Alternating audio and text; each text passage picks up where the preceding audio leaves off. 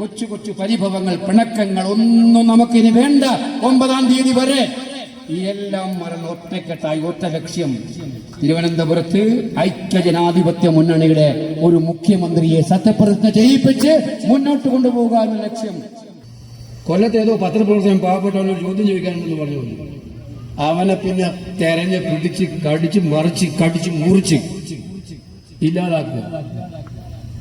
എത്ര കാലം സഹിക്കും കേരളം ഈ അസഹിഷ്ണുത? എത്ര കാലം നിങ്ങളുടെ ഈ അഹങ്കാരം കേരളം കൊണ്ടു നടക്കും? ഇതാണോ കമ്മ്യൂണിസ്റ്റ് ശൈലി? നിങ്ങൾ ഏത് തൊഴിലാളിക്ക് വേണ്ടിയിട്ടാണ് നിലപാടെടുക്കുന്നത്? നിങ്ങൾ ഏത് കൃഷിക്കാരന് വേണ്ടിയിട്ടാണ് നിലപാടെടുക്കുന്നത്? നിങ്ങൾ ഏത് പാവപ്പെട്ട ചെറുപ്പക്കാരന് വേണ്ടിയിട്ടാണ് നിലപാടെടുക്കുന്നത്? നിങ്ങൾ ഏത് സ്ത്രീകൾക്ക് വേണ്ടിയിട്ടാണ് നിലപാടെടുക്കുന്നത്? പ്രസംഗത്തിൽ മാത്രമല്ല നിലപാടുള്ളത്, നടപടിയെല്ലാം അവർക്കെതിരായിട്ടല്ലേ? ഇത് നമുക്ക് മനസ്സിലാവാത്ത കാര്യമാണ്. ജനങ്ങളെ വിലക്കയറ്റം കൊണ്ട് പൊറുതിമുട്ടുവാണ്. ഇപ്പൊ ഗ്യാസിന് നമുക്കൊക്കെ ഗ്യാസ് കിട്ടുന്നുണ്ടോ? ആവശ്യത്തിന് കിട്ടുന്നുണ്ടോ? ഇല്ല. കിട്ടുന്നതിന് വില കൂടുതലുമാണ് സിലിണ്ടറിന്.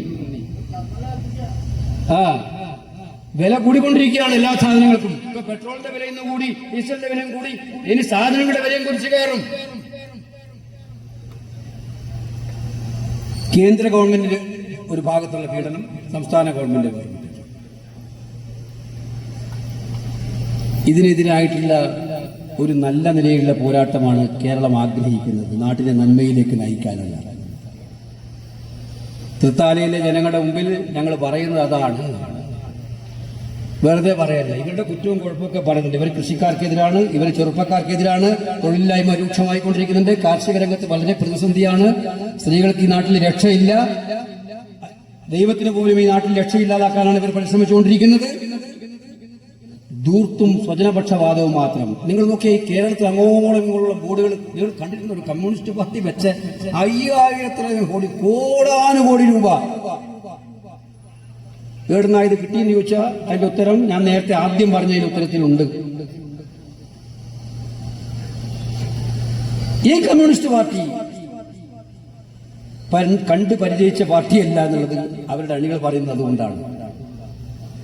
ഈ ധൂർത്ത്, ഈ അഹങ്കാരം അവസാനിപ്പിക്കാൻ വേണ്ടിയുള്ള തെരഞ്ഞെടുപ്പാണ്.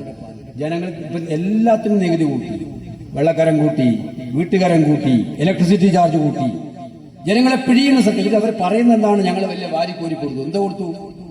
ഇല്ല. ഇന്നിപ്പോ അവരുടെ പ്രകടന പത്രിക വന്നിട്ടുണ്ട്, നമ്മുടെതും വന്നിട്ടുണ്ട്. നല്ല തമാശയാണ്. നമ്മൾ 2 ആഴ്ച മുമ്പേ നമ്മൾ പറഞ്ഞു, ക്ഷേമ പെൻഷനുകൾ ഐക്യജനാധിപത്യ മുന്നണി നിങ്ങൾക്ക് നൽകുന്ന ഗ്യാരണ്ടിയാണ് 3000 രൂപയാക്കി ക്ഷേമ പെൻഷൻ വർദ്ധിപ്പിച്ച് ഞങ്ങൾ നൽകുമെന്ന്. 5 കൊല്ലം മുമ്പുള്ള ഇടതുപക്ഷ മുന്നണിയുടെ പ്രകടന പത്രിക എടുത്ത് നോക്കിയാൽ നിങ്ങൾ 5 കൊല്ലം മുമ്പ് നിങ്ങളുടെ വീട്ടിലുള്ളത് എടുത്തു നോക്കിയാൽ മതി. അന്ന് അവർ പറഞ്ഞത് 2500 രൂപ വെച്ച് മാസം പെൻഷൻ ഞങ്ങൾ നൽകുമെന്നാണ്. 55 മാസം വരെ അവർ 1600 രൂപയാണ് കൊടുത്തത്. 4 മാസം മുമ്പാണ് അത് 2000 ആക്കിയത്. ഇപ്പോഴും അവർ വാഗ്ദാനം ചെയ്ത് 2500 എത്തിയിട്ടേ ഇല്ല. ആ വാഗ്ദാനം ലംഘിച്ചവരാണ്, പറഞ്ഞ് നടപ്പിലാക്കാത്തവരാണ് ഇപ്പൊ പുതിയ വാഗ്ദാനമായിട്ട് വന്നിരിക്കുന്നത്. ഞങ്ങൾ 3000 തരാൻ പോകുന്നു. ഇതാർക്കാ വിശ്വസിക്കാൻ പറ്റുക? ഇല്ല, ഇതാർക്കും വിശ്വസിക്കാൻ പറ്റില്ല. ഈ നാട്ടിലെ ജനങ്ങളെ സംബന്ധിച്ചിടത്തോളം അവരുടെ ജീവൽപ്രധാനമായ പ്രശ്നങ്ങൾക്ക് മനസ്സിലാക്കിയിട്ടാണ് UDF ഈ തെരഞ്ഞെടുപ്പിനെ നേരിടുന്നത്. രാഹുൽ ഗാന്ധി തിരുവനന്തപുരത്ത് വെച്ച് 5 ഗ്യാരണ്ടികൾ പ്രഖ്യാപിച്ചു. ഒന്നാമത്തെ ഗ്യാരണ്ടി നമ്മുടെ സഹോദരിമാരുടെ ഇരിക്കുന്നുണ്ട്. മെയ് മാസം 15 വന്നാൽ കഴിഞ്ഞാൽ വേറെ ലെവലിലാണ് നിങ്ങളുടെ സ്ഥിതി എന്ന് മനസ്സിലാക്കിയിട്ടുണ്ടോ? ഉണ്ടോ? ഞങ്ങൾ ഇന്നിപ്പോ പാലക്കാട്ടുനിന്ന് ഒരു KSRTC ബസ്സിൽ കയറി, ഞാനും നമ്മളെ പിഷാരടി സ്ഥാനാർത്ഥിയും. സ്ത്രീകൾ ഒരുപാടുണ്ടായിരുന്നു. അവർക്ക് സന്തോഷം കൊണ്ട് എങ്ങനെയാ പറയേണ്ടതെന്ന് അറിയില്ല. കാരണം എന്താ? മെയ് 15-ാം തീയതി മുതൽ തൃത്താലയിൽ നിന്ന് നേരെ തിരുവനന്തപുരത്തേക്ക് KSRTC കണ്ടുപിടിച്ച് കയറിയാൽ ഒരു നയ കാശ് പോക്കറ്റിൽ ആവശ്യമില്ല. സഹോദരിമാരെ, സൗജന്യമായ യാത്രയാണ്. ഇത് വെറും സൗജന്യം മാത്രമല്ല, നിങ്ങളുടെ അന്തസ്സ് ഉയർത്താൻ വേണ്ടിയിട്ടാണ്. സമൂഹത്തിൽ സ്ത്രീകളുടെ അന്തസ്സ് ഉയർത്താൻ വേണ്ടിയുള്ള തീരുമാനമാണ്. കേവലം സൗജന്യം മാത്രമല്ല, സൗജന്യം വേണം. അതോടൊപ്പം സ്ത്രീകൾക്ക് സമ്പൂർണ്ണ സുരക്ഷ നൽകുന്ന ഒരു സർക്കാരാണ് എന്ന സന്ദേശം താഴെത്തട്ടിലേക്ക് എത്തിക്കുക എന്നുള്ളതാണ് ഐക്യജനാധിപത്യ മുന്നണി ഉദ്ദേശിക്കുന്നത്. ഇത് വീൺവാക്കല്ല. ഇത് കർണാടകത്തിൽ നമ്മൾ നടപ്പിലാക്കിയിട്ടുണ്ട്. കർണാടകത്തിൽ ബാംഗ്ലൂരിൽ പോയി ബസ് കയറിയ അവിടുത്തെ കർണാടകത്തിലെ സ്ത്രീകൾക്ക് പൈസ കൊടുക്കണ്ട. ഇപ്പോ തെലങ്കാനയിലുണ്ട്. കേരളത്തിൽ ഇത് ഉണ്ടാക്കുക എന്നുള്ളത് നമ്മൾ ഈ നാടിന് നൽകുന്ന ഏറ്റവും വലിയ വാഗ്ദാനമാണ്. അതോടൊപ്പം നമ്മുടെ പെൺകുട്ടികൾക്ക് കോളേജിൽ പോകുന്നവർക്ക്, ചില കുട്ടികൾ വളരെ പ്രയാസപ്പെട്ടിട്ടാണ് കോളേജിൽ പോകുന്നത്. ഫീസ് കൊടുക്കാൻ പൈസ ഉണ്ടാവില്ല. ഫീസ് കൊടുത്തില്ലെങ്കിൽ കോളേജിൽ തിരിച്ചയക്കും. ഒരു നല്ല ഉടുപ്പ് ചിലപ്പോൾ ഉണ്ടാകാൻ പറ്റില്ല. ഇത് മനസ്സിലാക്കിയിട്ടാണ് 1000 രൂപ വെച്ച് നമ്മുടെ കൊച്ചു സഹോദരിമാർക്ക് കോളേജിൽ പോകുമ്പോൾ ഫ്രീ ആയിട്ട് 1000 രൂപ അവരെ കരുതിയിട്ടാണ് ആ തീരുമാനം. ചെറുപ്പക്കാർ ചോദിക്കും, ഞങ്ങൾക്കൊന്നുമില്ല. ഉണ്ട്. യുവതി യുവാക്കൾക്ക് 5 ലക്ഷം രൂപ പലിശരഹിത വായ്പ.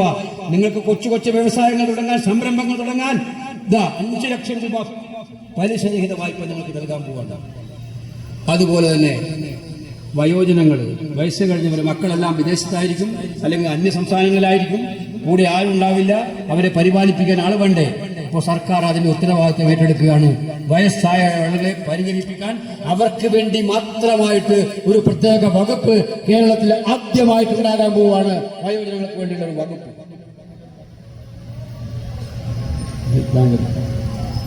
അപ്പോ നമ്മുടെ അടുത്ത വാഗ്ദാനമാണ് ഏറ്റവും പ്രധാനപ്പെട്ട വാഗ്ദാനം. നമ്മളെ കഴിഞ്ഞ ഉമ്മൻചാണ്ടി സർക്കാരിനെ കുറിച്ച് നമുക്ക് ഓർമ്മയുണ്ടാവും. പാവപ്പെട്ടവർക്ക് രോഗം വന്നാൽ അവരെ സഹായിക്കാൻ വേണ്ടിയിട്ടാണ് കാരുണ്യ പദ്ധതി കൊണ്ടുവന്നത്.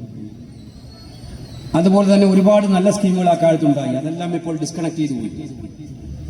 ഇപ്പം നമ്മൾ ആലോചിക്കേണ്ടത്, ഇന്ന് കേരളം നേരിടുന്ന ഏറ്റവും വലിയ പ്രതിസന്ധികളിൽ ഒന്നാണ് ഈ ആരോഗ്യ മേഖലയിലെ പ്രതിസന്ധി. നമ്മുടെ വീട്ടിൽ ആർക്കെങ്കിലും ക്യാൻസർ വന്നാൽ പിന്നെ എന്താണ് മാർഗം? കിഡ്നി മാറ്റേണ്ടി വന്നാൽ എന്താണ് മാർഗം? ലിവർ മാറ്റേണ്ടി വന്നാൽ എന്താണ് മാർഗം? 25-30 ലക്ഷം രൂപ സ്വകാര്യ ആശുപത്രികളിൽ കൊടുത്തിട്ട് ഏത് പാവപ്പെട്ടവന് ജീവിതം രക്ഷിക്കാൻ പറ്റും? ഇത് ഞങ്ങൾ വളരെ ഗൗരവതരമായിട്ട് ആലോചിച്ചു UDF. അപ്പൊ അവിടെ കണ്ട ഉത്തരമാണ് രാജസ്ഥാനിൽ നടപ്പിലാക്കിയിട്ടുള്ള ചിരഞ്ജീവി സ്കീം.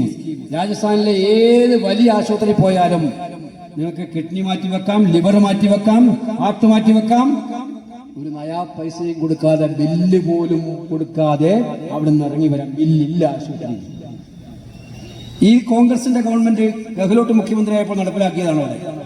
ഞങ്ങൾ അതിങ്ങോട്ട് എടുത്തു ആ സ്കീം അതേപടി.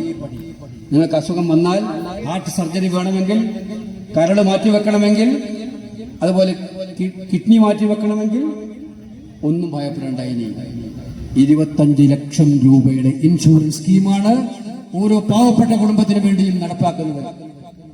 ഉമ്മൻചാണ്ടിക്ക് കൊടുക്കാവുന്ന ഒരു സ്മാരകം ഇതിനപ്പുറം വലുതൊന്നില്ല എന്ന് UDF മനസ്സിലാക്കുന്നു. കെട്ടിടങ്ങളും സ്ഥാപനങ്ങളും അല്ല സ്മാരകങ്ങളായിട്ടുണ്ടാവേണ്ടത്.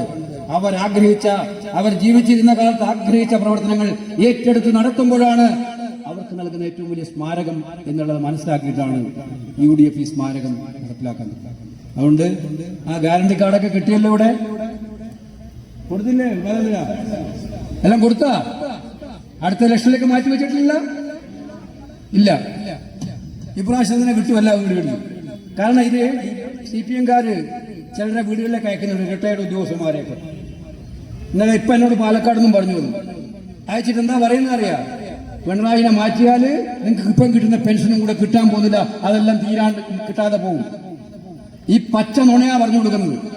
അപ്പൊ അവരുടെ മുന്നിൽ ഈ ഗ്യാരണ്ടി കാർഡ് കൊടുത്ത് പറയണം, ഇത് ഞങ്ങളുടെ ഉറപ്പാണ്, വാഗ്ദാനമല്ല, ഞങ്ങളുടെ ഉറപ്പാണ്, ഭരണം വന്നാൽ ഞങ്ങൾ നടപ്പിലാക്കുന്ന ഉറപ്പാണ് എന്ന് പറഞ്ഞാൽ അവർ വോട്ട് ചെയ്തും നമ്മളെ വിജയിപ്പിച്ച് അധികാരത്തിലേക്കും എന്നുള്ള കാര്യത്തിൽ സംശയമില്ല. അതിനെ VT ബൽറാമിനെ ഞാൻ നിങ്ങൾക്ക് പരിചയപ്പെടുത്തിയ സാഹസമായിരിക്കും. കേരളത്തിലെ കോൺഗ്രസിനുള്ള അമൂല്യമായിട്ടുള്ള സമ്പത്തുകളിൽ ഒന്നാണ് ശ്രീ VT ബൽറാം എന്ന് ഞാൻ ഉറപ്പിച്ച് പറഞ്ഞു. ഞാൻ കൊച്ചുനാളിൽ തൃത്താല വരുന്ന കാലം തൊട്ടേ ഞാൻ കാണുന്ന വ്യക്തിത്വമാണ് ശ്രീ CV ബാലഗോപാൽ. കോൺഗ്രസിന്റെ പ്രയാസമേറിയ ഘട്ടങ്ങളിലൊക്കെ തന്നെ പാർട്ടിയെ കെട്ടിപ്പടുക്കാൻ ശക്തമായിട്ട് നിന്ന ഒരു നേതാവ്, തൃത്താലയിലെ കോൺഗ്രസിന്റെ ഏറ്റവും ശക്തനായിട്ടുള്ള നേതാവ്. പ്രയാസങ്ങളിൽ, വേദനകളിൽ, സങ്കടങ്ങളിലൊക്കെ കോൺഗ്രസ്സുകാരനെ നെഞ്ചുകൊടു പിടിക്കാൻ കരുത്തുള്ള നേതാവ്. ബാലേന്ദ്രൻ പാർട്ടിയിൽ ഏത് സ്ഥാനത്തിനും അർഹനായിട്ടുള്ളവരാണ്. നമ്മൾ ഈ പ്രാവശ്യം സ്ഥാനാർത്ഥിയെ തീരുമാനിച്ചപ്പോൾ ബാലേന്ദ്രൻ തന്നെയാണ് പറഞ്ഞത്, ബൽറാമിനെ സ്ഥാനാർത്ഥിയാക്കൂ, ഞാൻ കൂടെ ഉണ്ടാകും. അല്ലേ? അദ്ദേഹം എന്നോട് പറഞ്ഞു. അതനുസരിച്ച് ബാലറാം സ്ഥാനാർത്ഥിയാകും, ബാലറാം ജയിച്ച് MLA ആകും. അവിടെ തീരില്ല, അവിടെ തീരുമെന്ന് നിങ്ങൾ വിചാരിക്കണ്ട. ബാലറാമിനെ കരുത്തനാക്കാൻ വേണ്ടിയിട്ടുള്ള കാര്യങ്ങളെല്ലാം ഞങ്ങൾ ചെയ്യും. അവിടെയും തീരില്ല. ഈ ബാലചന്ദ്രനെ MLA ആക്കാൻ എല്ലാ കാലത്തിലും ത്യാഗം സഹിച്ച് കഷ്ടപ്പെട്ട് മുന്നോട്ട് വന്ന ബാലചന്ദ്രനും ഏറ്റവും ഉന്നതമായ പദവികളിൽ ഇരിക്കും എന്നുള്ള കാര്യം ഞാനിവിടെ നിങ്ങളെ എല്ലാം സാക്ഷി നിർത്തി പറയാൻ ആഗ്രഹിക്കുകയാണ്. കോൺഗ്രസുകാര്, UDFന്റെ നേതാക്കന്മാർ എല്ലാവരും ഇരിക്കുന്നുണ്ട്. ഇത് നമ്മുടെ കേരളത്തെ രക്ഷപ്പെടുത്താൻ വേണ്ടിയിട്ടുള്ള ഒരു ഉജ്ജ്വലമായ പോരാട്ടമാണ് നമ്മൾ നടത്തുന്നത്. ഓരോ സീറ്റും നിർണായകമാണ്, ഓരോ സീറ്റും പ്രധാനപ്പെട്ടതാണ്. ഇനിയും കേരളത്തെ ശിക്ഷിക്കാൻ നമുക്ക് അനുവദിക്കാൻ പറ്റില്ല. അതിനു വേണ്ടിയിട്ടുള്ള നിർണായക തീരുമാനത്തിൽ കൊച്ചു കൊച്ചു പരിഭവങ്ങൾ, പിണക്കങ്ങൾ ഒന്നും നമുക്കിനി വേണ്ട. 9-ാം തീയതി വരെ ഈ എല്ലാം മറന്ന് ഒറ്റക്കെട്ടായി ഒറ്റ ലക്ഷ്യം, തിരുവനന്തപുരത്ത് ഐക്യജനാധിപത്യ മുന്നണിയുടെ ഒരു മുഖ്യമന്ത്രിയെ സത്യപ്രതിജ്ഞ ചെയ്യിപ്പിച്ച് മുന്നോട്ട് കൊണ്ടുപോകുക എന്ന ലക്ഷ്യം. അതിന് തൃത്താലയിൽ നിന്നും ഉജ്ജ്വലനായിട്ടുള്ള, ഞാൻ നേരത്തെ പറഞ്ഞു, കേരളത്തിലെ കോൺഗ്രസിന്റെ യുവമുഖങ്ങളിൽ ഞാൻ പലപ്പോഴും പറയാറുണ്ട്, ബൽറാം ആദ്യം സ്ഥാനാർത്ഥിയായി വന്നത് ഇവിടെ നിങ്ങൾക്ക് സത്യത്തിലെ എല്ലാവരെയും അത്ഭുതപ്പെടുത്തിക്കൊണ്ടാണ് ബൽറാം സ്ഥാനാർത്ഥിയാണ്. രാഹുൽ ഗാന്ധിയുടെ പ്രത്യേകമായിട്ടുള്ള ചൂസിംഗ് ആയിരുന്നു അത്. കാരണം അത് തെറ്റല്ല എന്ന് തെളിയിച്ചു. കഴിഞ്ഞ വർഷത്തെ ആ ചെറിയ പരാജയം, ഒരടി കാല് പിന്നോട്ട് വെച്ചു എന്നുള്ളതായിരിക്കും. ആ ഒരടി മുന്നോട്ട് വെച്ച കാല് 2 അടി മുന്നോട്ട് വെക്കാനുള്ള അവസരമാണ്. ഈ അവസരം അത് നിങ്ങൾ ഉപയോഗിച്ച് ബാലറാമിനെ വൻപിച്ച ഭൂരിപക്ഷത്തോടെ വിജയിപ്പിക്കണം എന്ന് വിനയപൂർവ്വം ഞാൻ അഭ്യർത്ഥിക്കുകയാണ്. വിജയിപ്പിക്കുമല്ലോ, വിജയിപ്പിക്കുമല്ലോ, വിജയിപ്പിക്കുമല്ലോ, ഉറപ്പാണല്ലോ? ഉറപ്പ്. എന്റെ വാക്ക് അവസാനിപ്പിക്കുന്നു. നമസ്കാരം. ജയ് ഹിന്ദ്.